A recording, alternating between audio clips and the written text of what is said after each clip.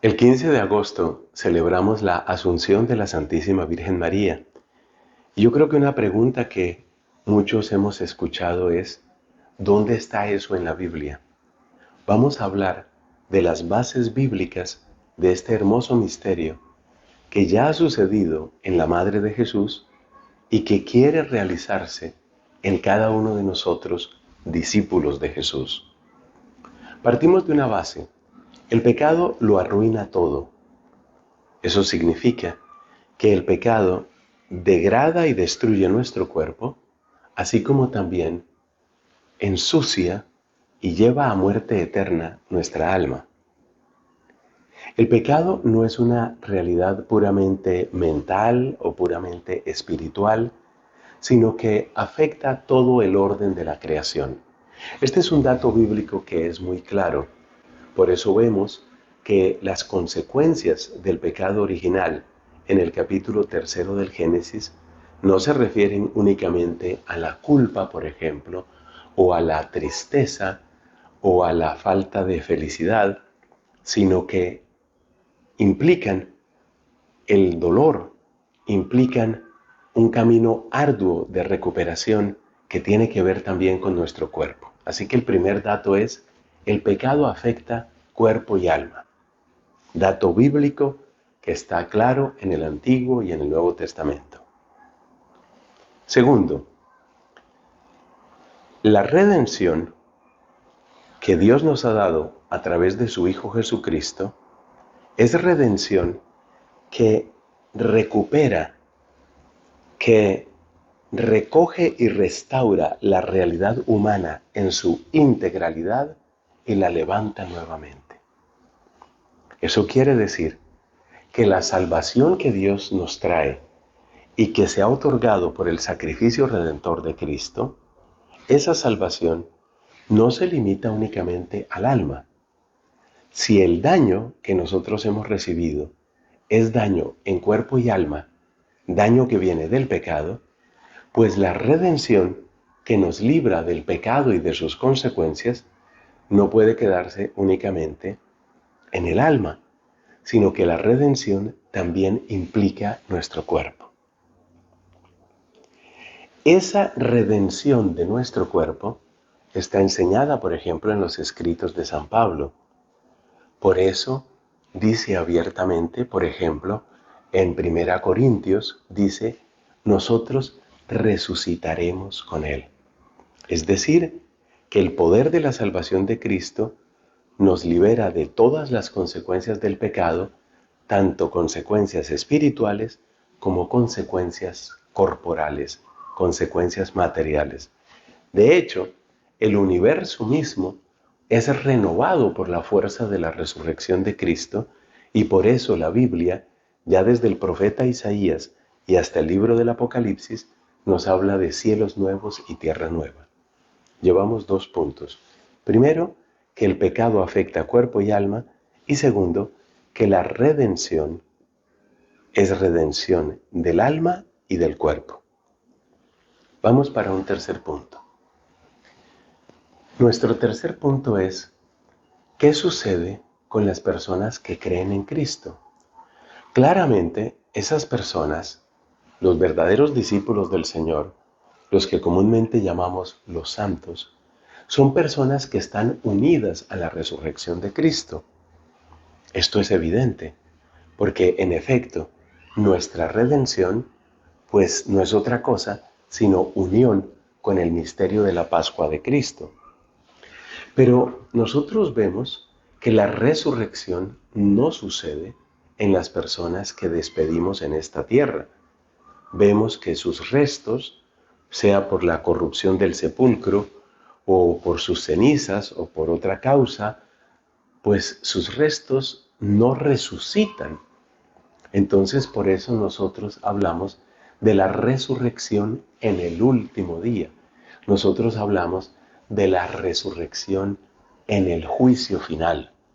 De hecho, la antigua confesión de los cristianos habla de eso.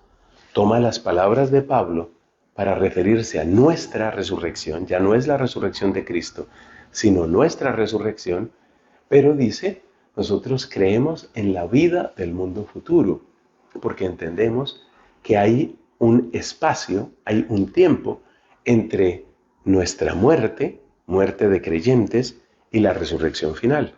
Entonces, ese es el tercer punto. Entendemos, precisamente porque vemos que los cuerpos se corrompen después de la muerte, entendemos que hay un plazo, hay una distancia entre la muerte y la resurrección del día futuro, del día final. Pero aquí viene el cuarto punto. ¿Por qué sucede ese retraso? ¿Qué es lo que hace que una persona, pensemos en un verdadero, en un auténtico discípulo de Cristo, qué es lo que hace que esa persona no pueda resucitar apenas termina su vida en esta tierra? Y nos damos cuenta que las consecuencias de nuestros actos no solamente se dan durante nuestra vida, sino que el bien que nosotros hagamos o el mal que nosotros hagamos, pues finalmente tendrán consecuencias. Por eso nos dice el libro del Apocalipsis que los santos son acompañados por sus obras. Y esto quiere decir que las obras no son únicamente lo que la persona hizo, sino que tanto lo bueno como lo malo que nosotros hagamos tiene consecuencias que van más allá del espacio de nuestra vida. Y por consiguiente, si nosotros lleváramos una vida completamente sin pecado, se puede entonces afirmar que las consecuencias de una vida sin pecado claramente van a ser consecuencias positivas, consecuencias que redundan en la gloria de Dios en nuestra vida y por consiguiente en nuestra propia gloria. Sí, pero resulta que en nosotros no tenemos esa perfección. En nosotros, sin duda, hay mucho bien, pero también hay algún mal que también mostrará sus consecuencias. Y esas consecuencias que suceden en el universo visible son las consecuencias que quedan en nuestro cuerpo para toda la eternidad. Así como en el cuerpo de Cristo quedaron las llagas gloriosas de su pasión para toda la eternidad, como muestra la Biblia al hablar de las apariciones de Cristo y como en esas apariciones Él muestra sus llagas. Entonces el cuarto punto es, la razón del retraso es por los pecados, por las consecuencias de los pecados nuestros. Esos pecados ya están perdonados, pero las consecuencias de esos pecados aparecerán a lo largo de la historia hasta el día final. Y por eso la resurrección para nosotros es en el día final. Pero ¿qué sucede cuando hablamos de una persona en la que no hay pecado? ¿Qué sucede? ¿Qué sucede cuando hablamos de la llena de gracia?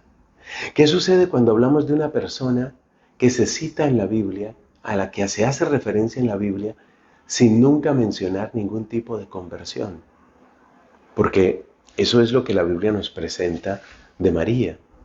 Y no solo ningún tipo de conversión, sino que la Biblia misma nos habla de aquella que es bienaventurada y así la llamarán todas las generaciones, con el significado fuerte que tiene esta palabra bienaventurada. Entonces ahí tenemos el misterio de la Asunción, donde no hay pecado, no hay consecuencia negativa que pueda aparecer en el futuro, por consiguiente no hay ningún retraso y por consiguiente, ¿qué es en el fondo lo que estamos celebrando en la Asunción de María? Que el misterio de la resurrección del Señor ya se realizó en ella en plenitud porque no había razón alguna de retraso, ya que no había poder del pecado en ella. Ese es el misterio bello de la Asunción de María. Y por lo consiguiente, ese misterio nos está llamando también a nosotros a que tengamos absoluta confianza en la resurrección de la carne, la que proclamamos en el credo cada domingo, y a que tengamos absoluta confianza en que lo mismo que ella, también nosotros resucitaremos con el Señor. Que Dios nos bendiga y que nos dé un santo y hermoso día para su gloria. Amén.